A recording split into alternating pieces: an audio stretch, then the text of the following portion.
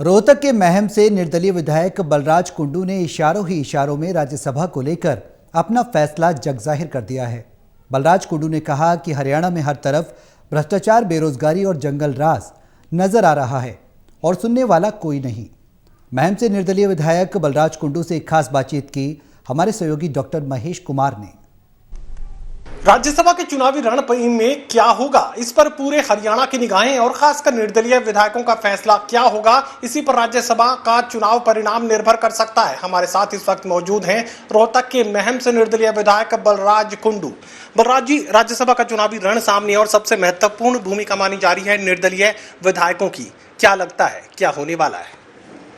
निर्दलीय विधायकों ने तो मेरे को छोड़कर सब ने अपनी स्थिति स्पष्ट कर चुके हैं। वैसे आप कैसे कह रहे हो? निर्दलीय विधायक ने सब ने 3 विधायकों ने तो उसको प्रपोज करने में अपने सिग्नेचर भी किए हुए हैं और लगभग जो सरकार के साथ जो विधायक है उन्होंने तो सरकार के साथ समर्थन का ऐलान किया हुआ है। हाँ, एकमात्र मेरा जरूर है, मैंने अभी इस सारी स्थिति पर नज़र रखे हुए हूँ, आकलन करने लग रहा हूँ। क्या रहेगा वो एक बात अलग है, वो उसके पत्ते खोलेंगे 10 तारीख को। अंतरात्मा की आवाज पर पूरे हरियाणा में खासकर कांग्रेस पार्टी में घमासान मचा हुआ है, तो अंतरात्मा की आवाज आप भी सुनेंगे? देखिए, मैं जो भी काम करता हूँ अपनी अंतरात्मा और पूरे विवेक के साथ ही करता हूँ। ये कोई पहली बार और नया नहीं है। मैं हर काम जो है ना अपनी अंतरात्मा के साथ ही और विवेक के साथ करता हूँ और अपने लोगों के से सलाह मुशावरा करके उनके तालमेल बना के ही मैं काम को आगे बढ़ाता हूँ। शुरुआत में भारतीय जनता पार्टी के साथ आप थे, लेकिन किसानों के आंदोलन के चलते आपने समर्थन वापसी का ऐलान किया, तो क्या अब भी वो दूरियां, वो कह सकते हैं कि कड़वाहट बनी हुई है? देखिए, बीजेपी के साथ मैंने समर्थन दिया था, इसमें कोई दो राय नहीं, और समर्थन दिया था एक ईमानदार सरकार को। और जब सरकार में आने के बाद जो जो चीज़ें मेरे सामने आई और उसका पुलंदा बनाकर उन कामियों का, उन जो प्रदेश को लूटा जा रहा था, उस लूट का एक पुलिंदा बनाकर जब मैंने मुख्यमंत्री जी को दिया और मुख्यमंत्री जी की तरफ से उसके ऊपर कोई कार्रवाई ना होने की वजह से मुझे बड़ी निराशा मिली। और जब मैंने उस सिस्टम को और तंत्र को देखा कि भाई चारों तरफ ही जो है लूट मची हुई है, तो मैंने तब अपना जो है ना समर्थन सरकार से वापस लिया था।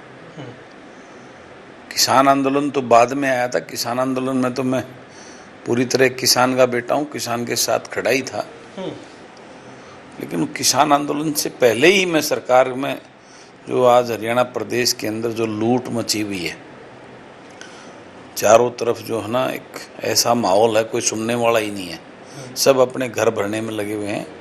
उस माहौल को देख के जो है ना मैंने अपना समर्थन वापस लिया। बड़े भ्रष्टाचार का खुलासा रोहतक से भारतीय जनता पार्टी सांसद अरविंद शर्मा की तरफ से भी किया गया था, लेकिन वो भी अलग थलग बढ़ते हुए नजर आए।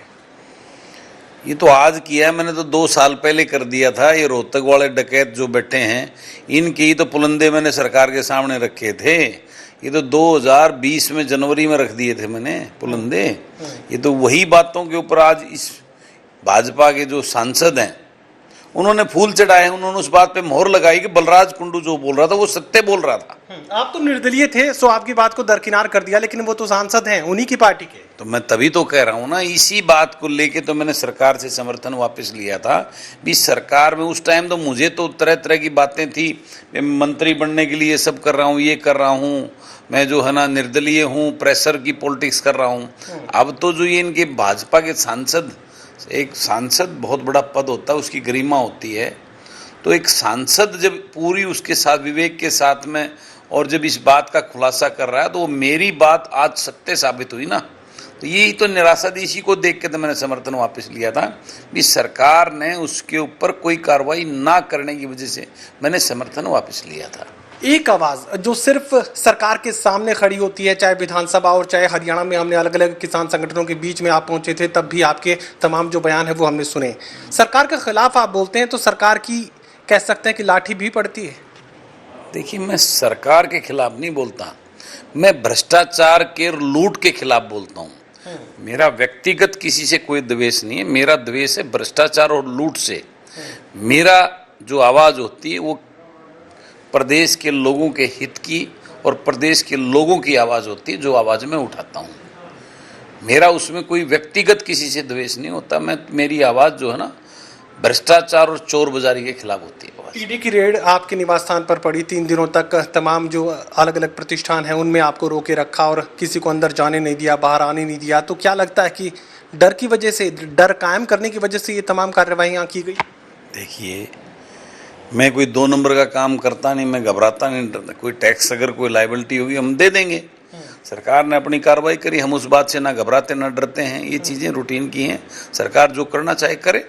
हम कोई गलत काम नहीं करते, चोरी बाजारी जो है ना, कोई मेरा कोई उसका काम है नहीं, तो मुझे इस बात से कोई चिंता नहीं है, ना घबराने की जरूरत है। तो राज्यसभा का वोट मांगने कौन कौन आप तक पहुंच चुका है? देखो, वोट तो मांगने वाले भिखारी होते हैं। कोई भी वोट, जब हम भी चुनाव लड़ते हैं, देने वाला दानी होता है।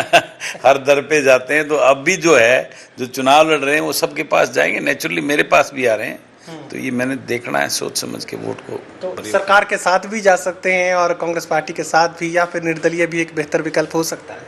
थोड़ा सा सस्पेंस और बना रहने दो ताकि मजा आता रहे। तो जरूर कोई हिंट तो आप दे सकते हैं क्या होने वाला मैं है? हिंट नहीं देता, मैं तो खुला बोलूंगा। जो मैं ना दबता हूँ किसी, ना डरता हूँ। मैं तो 10 तारीख को सुबह जो है ना, आपको सुबह मीडिया को, सब लोगों को बता दूंगा मैं क्या करने जा रहा हूँ। लेकिन कहा जाता है कि डर सबको लगता है, गला सबका सूखता है। देखो, मैं डरता हूँ, लेकिन भगवान से डरता हूँ, अपने लोगों से डरता हूँ।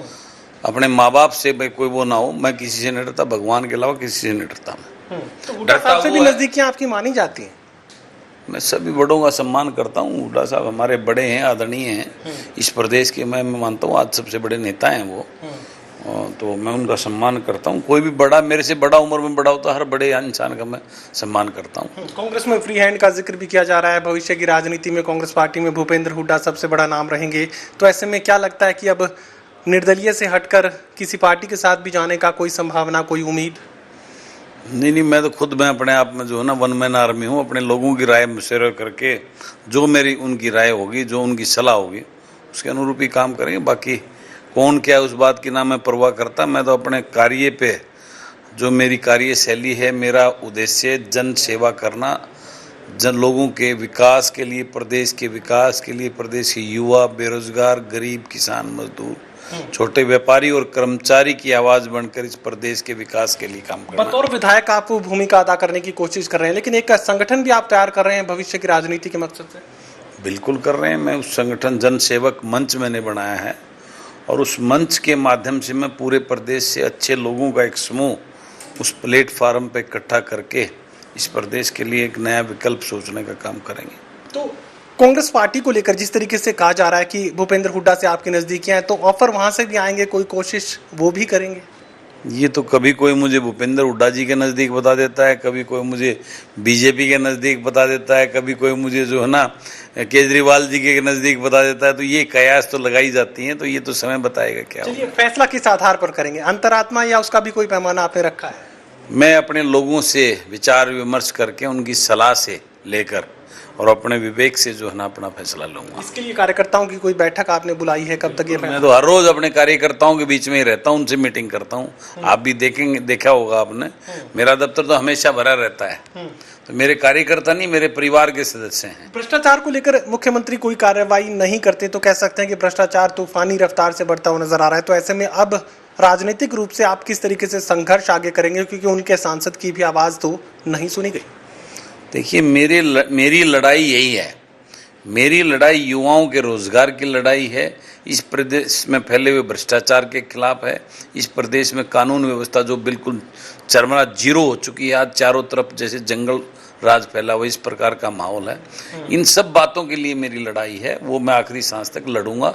और इस प्रदेश को आने वाले समय में ऐसे लोगों का जो है ना आगे निकाल के लाएंगे, जो प्रदेश के विकास के लिए लड़ें, अपना घर भरने के लिए, इस प्रदेश के लूटने की, जिस प्रकार का माहौल आज प्रदेश में, प्रदेश की सरकार और गठबंधन के सहयोगियों ने इस प्रदेश को लूटने का काम, भयंकर लूट मचा रखी है, उस लूट को बंद कर, लुटेरे दुकानों, जो विरासत राजघराने जो इस प्रदेश को लूटते आए हैं, इस राजघरानों से इस प्रदेश को बचाना, उनकी लूट की दुकानें बंद कराने वाला ये संघर्ष मेरा जारी है। तो क्या मैं ये मान लूं कि बड़े भ्रष्टाचार का आरोप आप गठबंधन की सरकार पर लगा रहे हैं, तो भारतीय जनता पार्टी वोट के लिए आपकी पहली पसंद नहीं होगी?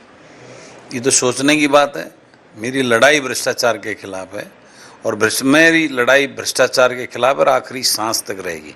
और जो भी भ्रष्टाचार में भ्रष्टाचारी होगा उसके साथ मैं कभी भी नहीं जाऊंगा। चलिए मैं सीधा सवाल आपसे कर लेता हूं, क्या आपका संगठन एक राजनीतिक दल का रूप ले सकता है? क्यों नहीं ले सकता, उसको अभी हम देखेंगे। अगर अच्छे लोगों को जोड़ने का काम करेंगे और समय बताएगा, अगर उसमें अच्छा रिस्पॉन्स आता है, प्रदेश के लोगों की अगर ये डिमांड होगी कि इसको राजनीतिक संगठन में इसको परिवर्तन किया जाए तो निश्चित रूप से उसको परिवर्तन करेंगे। चलिए बलराज कुंडू साफ ये बात कह रहे हैं कि उन्हें डर नहीं लगता है और साफ तौर से हरियाणा में भ्रष्टाचार को लेकर वो अपनी आवाज उठाने की कोशिश कर रहे हैं। इसके अलावा बढ़ती बेरोजगारी को लेकर भी प्रदेश की गठबंधन सरकार को जिम्मेदार ठहरा रहे हैं और जिस तरीके से आरोप वो लगा रहे हैं राज्यसभा में, उनका वोट किसको जाएगा अंदाजा लगाना आपके लिए भी ज्यादा मुश्किल नहीं है। सहयोगी कमल के साथ doctor Mahesh Kumar, total news, Meham, Rohtak.